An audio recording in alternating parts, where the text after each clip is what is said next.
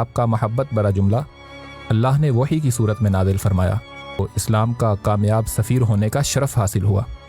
وہ نوجوان صحابی کون تھے کہ زندگی چھوڑ کر مشکلات اور غربت کی زندگی کو قبول کرنے والے اور اسلام کی آغوش میں آنے والے ایک ایسے نفیس صحابی کا تذکرہ ہے جو مکہ میں سب سے زیادہ نفیس لباس اور عمدہ خوشبوئیں استعمال کیا کرتے تھے۔ آپ امیر گھرانے میں پیدا ہوئے اور ناز و نام میں پرورش پا کر جوانی تک پہنچے۔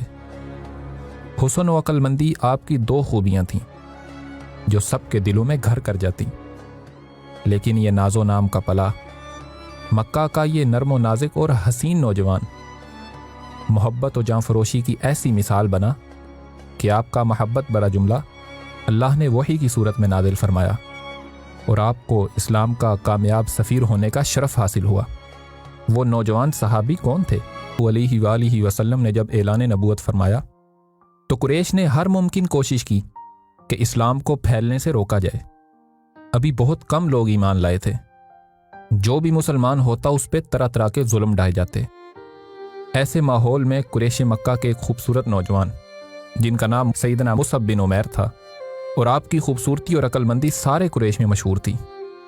آپ مکہ میں سب سے اچھی خوشبو استعمال کرتے، آپ جس گلی سے گزر جاتے اس کی ہوا خوشبودار ہو جاتی۔ انتہائی ناز و نام اور عیش و عشرت کی زندگی بسر کر رہے تھے۔ ایک روز آپ نے وہ بات سنی جو اہل مکہ نبی کریم صلی اللہ علیہ وآلہ وسلم کے بارے میں کہہ رہے تھے کہ محمد صلی اللہ علیہ وآلہ وسلم کہتے ہیں کہ اللہ نے انہیں بشیر و نذیر رسول بنا کر بھیجا ہے اور اللہ وحدہ لا شریک کی عبادت کی طرف بلانے کی ذمہ داری سونپی ہے۔ ان دنوں اہل مکہ صبح و شام رسول اللہ صلی اللہ علیہ وآلہ وسلم اور آپ کے دین کے متعلق باتیں کرتے رہتے۔ سیدنا مصعب بن عمیر نے جو باتیں اہل مکہ سے سنی ان میں یہ بات بھی تھی کہ رسول اللہ صلی اللہ علیہ وآلہ وسلم اور مسلمان دور کوہ صفا کے اوپر ارکم بن ابی ارکم کے گھر میں جمع ہوتے ہیں۔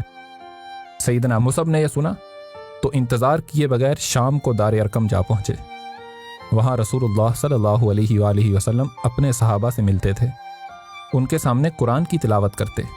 سیدنا مصعب ابھی جا کر بیٹھے ہی تھے کہ نبی کریم صلی اللہ علیہ وآلہ وسلم نے تلاوت کلام پاک شروع فرما دی۔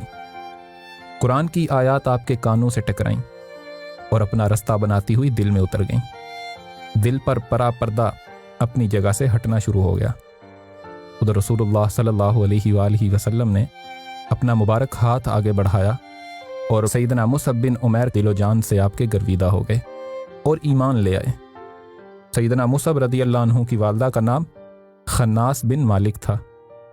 اس کی دہشت انگیزی بھی حد کو پہنچی ہوئی تھی۔ جب سیدنا مصعب رضی اللہ عنہ اسلام لائے تو روئے زمین پر ماں کے علاوہ کوئی قوت ایسی نہ تھی جس سے وہ بچتے یا خوف کھاتے۔ لہٰذا آپ نے یہ فیصلہ کیا کہ جب تک اللہ میرے معاملے کا فیصلہ نہیں کرتا میں اپنے اسلام کو چھپائے رکھوں گا۔ دار ارکم بھی آتے جاتے اور بارگاہ رسول اللہ صلی اللہ علیہ وآلہ وسلم سے فیضیاب بھی ہوتے۔ آپ اپنے ایمان کو چھپائے ہوئے تھے، مگر قریش کے جاسوس اور کارندے ہر رستے پر موجود ہوتے تھے۔ ایک دن سیدنا مصعب چھپ چھپا کر دار ارکم میں داخل ہو رہے تھے۔ عثمان بن طلحہ نے آپ کو دیکھ لیا۔ عثمان تیزی سے نکلا اور جا کر سیدنا مصعب کی والدہ کو شکایت لگا دی۔ آپ کی ماں آگ بگولا ہو گئی۔ آپ جب واپس آئے تو آپ کی ماں نے آپ پر تشدد کیا اور نبی کریم صلی اللہ علیہ وآلہ وسلم کے دین کو چھوڑنے پر مجبور کیا، لیکن آپ ثابت قدم رہے۔ ہر ظلم و ستم گوارا کر لیا لیکن محبوب کے دین کو نہ چھوڑا۔ ماں نے انہیں گھر کے گوشے میں بند کر کے تالا لگا دیا۔ آپ ایک عرصہ اس قید میں رہے، حتیٰ کہ جب ہجرت حبشہ ہوئی تو آپ قید سے بھاگ نکلے اور حبشہ میں اپنے مہاجر بھائیوں کے ساتھ کچھ عرصہ رہے، پھر ان کے ساتھ مکہ آ گئے۔ سیدنا مصعب کی ماں کے ساتھ آخری ملاقات اس وقت ہوئی جب ماں نے آپ کی واپسی پر دوبارہ آپ کو قید کرنے کی کوشش کی تو سیدنا مصعب رضی اللہ عنہ نے قسم کھائی کہ اگر اب آپ نے ایسا کیا تو میں ہر اس شخص کو قتل کر ڈالوں گا جس سے آپ میرے خلاف مدد لیں گی۔ ماں اپنے بیٹے کے عزم و ارادے سے واقف تھی کہ جب وہ کسی کام کا عزم کر لے تو اسے کر گزرتا ہے، لہٰذا اس نے روتے ہوئے انہیں جانے دیا۔ ایک دوسرے کو چھوڑتے وقت ماں کفر پر ثابت قدم تھی اور بیٹا اسلام پر۔ माँ ने घर से निकलते हुए कहा, जाओ अपनी मर्जी करो, मैं दोबारा तुम्हारे पास आऊं तो मैं तुम्हारी माँ नहीं होंगी। सैयदना मुसब माँ के करीब हुए और फरमाया, माँ मैं तेरा खैर खा हूँ, तू ये गवाही दे दे कि अल्लाह के सिवा कोई माबूद नहीं और मोहम्मद सल्लल्लाहु अलैहि वसल्लम उसके बंदे और रसूल हैं। माँ ने गज़बनाक होकर कहा, सितारों की कसम मैं तेरे दीन में दाखिल नहीं होंगी। सैयदना मुसब ने नेमतु बड़ी ज़िंदगी को तरक किया और अपने हबीब करीम सल्लल्लाहु अलैहि वसल्लम की मोहब्बत में निकल खड़े हुए। और फिर वो नौजवान जिसकी खुश लिबासी और खुशबू पसंदी का सारा मक्का दीवाना था, आज उसने खुरदरे टाट की कमीज़ पहनी हुई है। एक दिन खाना मिलता है तो कई रोज़ भूखे रहते हैं, लेकिन नबी करीम सल्लल्लाहु अलैहि वसल्लम की मोहब्बत से सरशार रहते हैं। एक रोज़ नबी करीम सहाबा के दरमियान तशरीफ़ फरमा थे कि सैयदना मुसब हाजिर हुए। सहाबा ने सैयदना मुसब को देखा तो उनकी आंखें अश्कबार हो गईं, क्योंकि आप पे बंद लगी बोसीदा कमीज़ पहने हुए थे। रसूलुल्लाह सल्लल्लाहु अलैहि वसल्लम देर तक आपको मोहब्बत बड़ी निगाहों से देखते रहे। फिर आप सल्लल्लाहु अलैहि वसल्लम के मुबारक लबों पर मुस्कुराहट नमूदार हुई। आपने फरमाया, मैंने मुसब को देखा है कि मक्का में वालदैन का कोई बेटा ऐसा न था जो इससे बढ़कर नेमतों से लुत्फ़अंदोज़ होता हो, लेकिन मुसब ने हर चीज़ को अल्लाह और उसके रसूल की मोहब्बत में खैर बात कहा है। आपने सैयदना मुसब को अंसारे मदीना की दीनी तालीम और तरबियत के लिए रवाना फरमाया। आप मदीना में इस्लाम के पहले सफ़ीर हैं।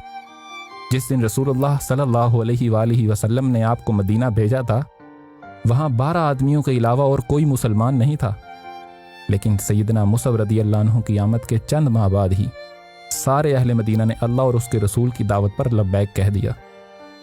कुछ अरसे बाद नबी करीम सल्लल्लाहु अलैहि वसल्लम भी हिजरत फरमाकर मदीना तशरीफ़ ले आए। यूं ही साल गुजरते गए। ग़ज़वा ओहद बर्पा हुआ। मुसलमान भी तैयार होकर मैदान जंग में आए। रसूलुल्लाह सल्लल्लाहु अलैहि वसल्लम सफ़ों के वस्त में खड़े होकर मोमिनों के चेहरों को देख रहे थे। आप ऐसे शख्स की तलाश में थे जिसे जंग का परचम दिया जाए। आप सल्लल्लाहु अलैहि वसल्लम ने सैयदना मुसब को पुकारा। सैयदना मुसब आगे बढ़े और परचम थाम लिया। अब खौफनाक मारपा बर्पा हुआ। सहाबा इस जान निसारी से लड़के कुफार बाग खड़े हुए, लेकिन इसी दौरान जिन तीर अंदाजों को नबी करीम सल्लल्लाहु अलैहि वसल्लम ने पहाड़ी पर मुतय्यन फरमाया था, उनमें से कुछ ने अपनी जगह छोड़ दी। उनके इस अमल ने मुसलमानों को बड़ी आजमाइश में मुब्तला कर दिया। कुफार ने मुसलमानों की पिछली जानिब से हमला किया। लश्कर इस्लाम इंतशार का शिकार हो गया। हर सहाबी अपनी जगह अकेले लड़ रहा था। कुफार मक्का ने यह मौका गनीमत जाना और नबी करीम सल्लल्लाहु अलैहि वसल्लम तक पहुंचने के लिए हमला किया। सैयदना मुसब ने खतरा भांप लिया। आपके हाथ में अलम था। आपने अलम बुलंद किया और शेर की मानिंद नारे तकबीर लगाया। फिर दाएं बाएं दूर तक दुश्मन की सफ़ों में घुस गए। आपको ये शदीद फिक्र थी कि कहीं कुफार आपके महबूब को तकलीफ न पहुंचाएं। सैयदना मुसब ऐसे लड़े कि तन्हा जान दुश्मन की पूरी जमात पर हमला कर दिया।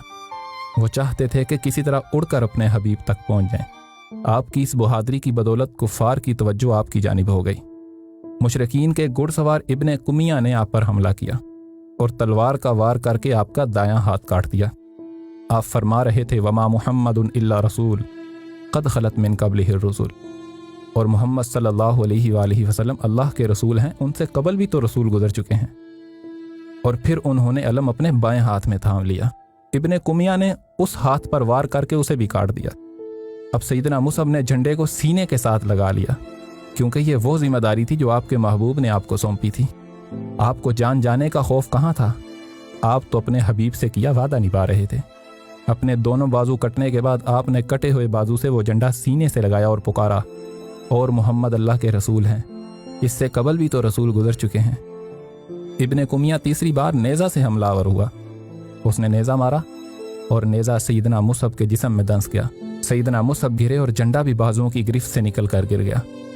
बाद में सैयदना मुसब के इन अल्फाज को मुकम्मल करके कुरान का जुज़ बना दिया गया, जिनकी तिलावत क़यामत तक बार बार होती रहेगी।